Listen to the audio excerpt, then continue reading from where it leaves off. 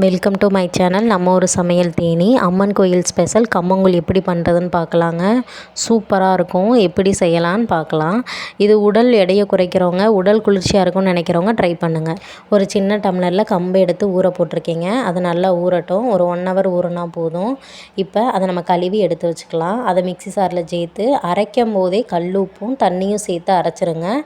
அவ்வளோதான். இதை அரைச்சி எடுத்தாச்சு. பாருங்கள் எப்படி அரைச்சிருக்கோம்னு. இந்தளவு கொரகொரப்பாக இருந்தால் போதுங்க. ரொம்ப நைஸாக அரைக்கணும்னு அவசியம் இல்லை. இந்தளவு கொரகொரப்பாக இருந்தால் தான் சாப்பிட்றதுக்கு நல்லாயிருக்கும். அவ்வளோதான். ஸ்டவ்வில் ஒரு பவுல் வச்சுட்டு ஒரு செம்பளவு தண்ணி அதில் ஊற்றிடுங்க. நல்லா கொதிக்கட்டும்.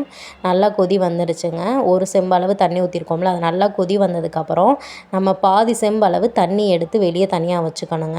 இப்போ நம்ம எவ்வளோ எடுத்துருக்கோன்னு பாருங்கள். நான் உங்களுக்கு தெரியணுன்றதுக்காண்டி ஆஃப் பண்ணிவிட்டு காமிச்சிருக்கேன். 1 டம்ளர் அளவு தாங்க தண்ணி ஊற்றிருக்கோம். ஏன்னா நம்ம கம்பு அரைக்கும் போதே தண்ணி சேர்த்து அரைச்சிருக்கனால அந்தளவு நமக்கு தண்ணி போதுங்க.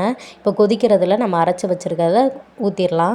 இது ஊற்றினோடனே நம்ம கிண்ட ஆரம்பிச்சிடணுங்க. இல்லைனா கெட்டி விழுக ஆரம்பிச்சிடணும். எப்பயுமே ஸ்டவ்வு கிண்டுற வரையும் ஸ்டவ்வு வந்து ஸ்லோ ஃப்ளேமில் தாங்க இருக்கணும். ஹை ஃப்ளேமில் வச்சிங்கன்னா அடி பிடிச்சிரும். இப்படி ஸ்லோ ஃப்ளேமில் வச்சு கட்டி கட்டியாக இருக்கிறதெல்லாம் மசிச்சு விட்டுருங்க.